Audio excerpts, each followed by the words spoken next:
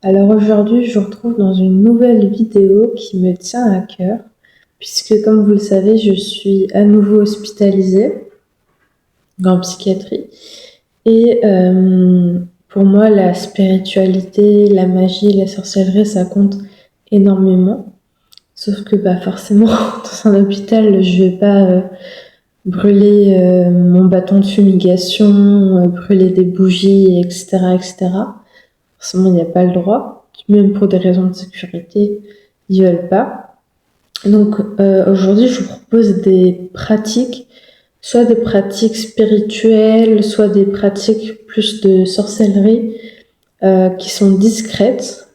Et comme ça, vous pouvez voir qu'on peut quand même garder certaines pratiques, même en étant à l'hôpital ou d'autres endroits où on n'a pas forcément le droit, où on n'a pas forcément envie d'être vu en train de faire ces pratiques-là. Donc je me suis fait une petite liste pour vous expliquer tout ça. Donc c'est des idées en vrac que j'ai collectées. D'ailleurs, pour vous dire, il y a la vidéo qui s'appelle Magie discrète, je crois, de Le Bon Sorcier, qui est très bien, et je vous invite à aller la voir, et moi je vais vous rajouter d'autres petites idées. Donc d'abord, on peut utiliser un pendule, mais pas un pendule qu'on peut acheter dans une boutique ésotérique, mais un pendule soit avec un collier, soit avec une bague qu'on suspend à un fil, une ficelle.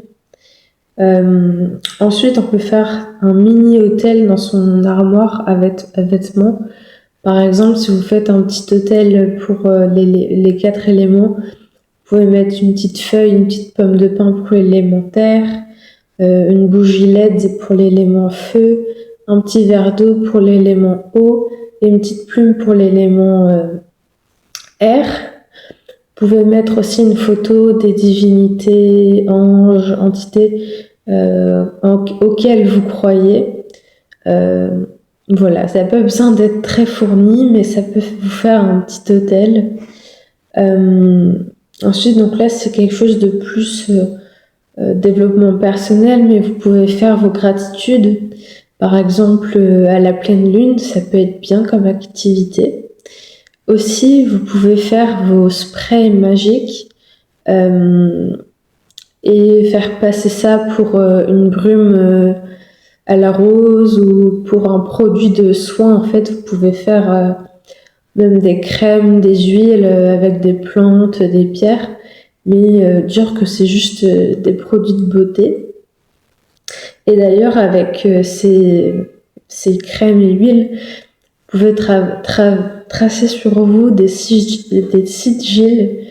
Donc voilà, donc la magie des sigils aussi peut être très bien parce que c'est discret. Vous pouvez la mettre dans un cahier, sur une feuille, sur par exemple votre coque de téléphone, puis vous recouvrez d'un papier. Donc voilà. Ensuite, vous pouvez faire vos petites tisanes magiques. Donc si vous pouvez prendre une tisane, tout simplement y mettre de l'intention, choisir les plantes qui correspondent à votre intention et la boire en conscience. Ensuite, vous pouvez aussi suivre votre cycle lunaire, noter comment vous vous sentez et faire des petites activités qui sont en lien avec le cycle. Rien de très compliqué, mais par exemple, à la nouvelle lune, vous pouvez noter vos objectifs que vous souhaitez atteindre durant le cycle lunaire. Durant la phase de la pleine lune, vous pouvez vous chuchoter, prendre soin de vous, mettre de la crème, prendre une douche avec, une douche où vous mettez par exemple un sachet de plantes que vous suspendez au pommeau de douche et du coup ça vous fait une douche magique, etc., etc. Vous pouvez bien évidemment faire des méditations si vous arrivez à vous concentrer. Donc soit des méditations pour vous calmer, mais aussi il y a des méditations pour l'ancrage, pour un peu tout, pour équilibrer un chakra, pour rencontrer son ange gardien, pour aller voir dans une vie antérieure. Donc là, il y a plein de choses disponibles sur YouTube. Vous pouvez également prier. Vous pouvez le faire n'importe où, que ce soit à voix haute ou dans votre tête.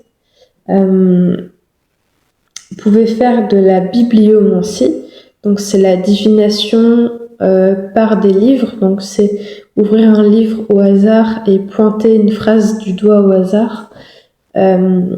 Et j'ai trouvé aussi une petite astuce, c'est vous pouvez faire la bibliomancie avec seulement le guidebook d'un oracle ou d'un tarot. C'est-à-dire que vous ouvrez votre guidebook au hasard à une page, et du coup la page que vous avez choisie, donc avec la carte, c'est votre carte, donc vous avez la signification. Et ça permet de pas transporter toute la boîte avec les cartes. Surtout que les soignants, des fois, ils fouillent les affaires. Donc là, juste le guidebook, en général, ça passe. Vous pouvez aussi faire votre livre des ombres, votre grimoire, en faisant passer ça pour du journaling. Et vous n'êtes pas obligé de prendre une couverture avec un pentacle ou une couverture en cuir et tout. Vous pouvez prendre un carnet tout simple, un carnet à dessin par exemple, et puis à l'intérieur faire votre petit grimoire.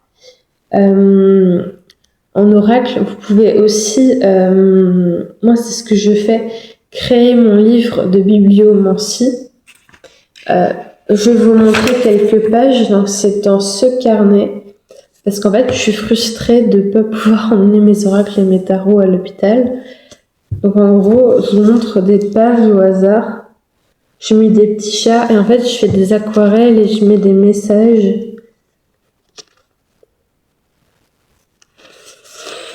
Et comme ça, je peux l'utiliser quand je suis dans le train, quand je suis à l'hôpital, dans la voiture, etc., etc. Vous pouvez aussi utiliser vos oracles sous forme de